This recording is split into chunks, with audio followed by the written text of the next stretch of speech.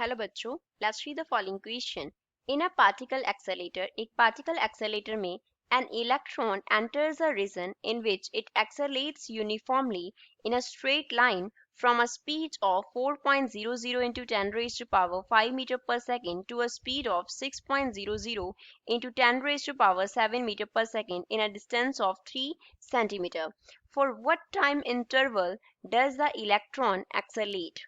Question में क्या बोला है, एक पार्टिकल एक्सेलेरेटर में एक इलेक्ट्रॉन एंटर करता है एंड एक्सेलेरेट करता है यूनिफॉर्मली स्ट्रेट लाइन के along straight line from a speed, कितनी स्पीड से 4 into 10 raise to power 5 metre पर सेकंड की स्पीड से 6 into 10 raise to power 7 metre पर सेकंड की स्पीड तक in a distance of 3 centimetre, 3 centimetre के डिस्टेंस में.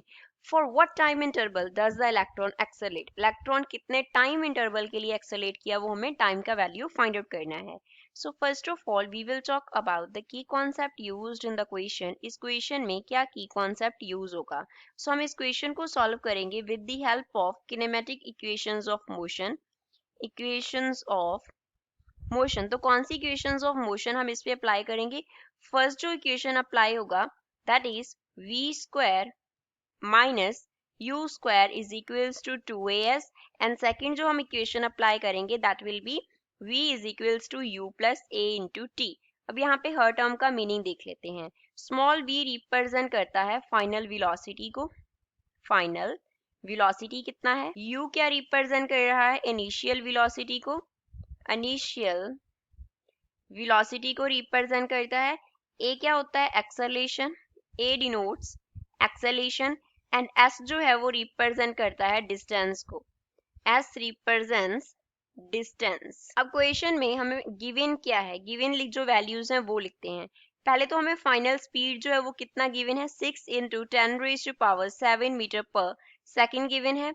इनिशियल स्पीड u का वैल्यू कितना गिवन है, 4 into 10 raise to power 5 metre per second given है एंड s का वैल्यू जो डिस्टेंस उसने कवर किया वो 3 सेंटीमीटर है, दैट मीन्स 0.03 मीटर हो गया. तो एक्सेलेरेशन a निकाल सकते हैं. कैसे? we can write v square minus u square is equals to 2as है. तो यहाँ से हम a का वैल्यू कैसे निकाल सकते हैं? a will be equals to v square minus u square upon 2s. तो अब यहाँ पे वैल्यू सब्स्टिट्यूट कर देते हैं. From here we can write a is equals to, पहले v का स्क्वायर है that is 6 into 10 raised to power 7 का स्क्वायर हो गया minus u square that is 4 into 10 raised to power 5 का स्क्वायर हो गया divide by 2 into distance that is 0.03 हो गया.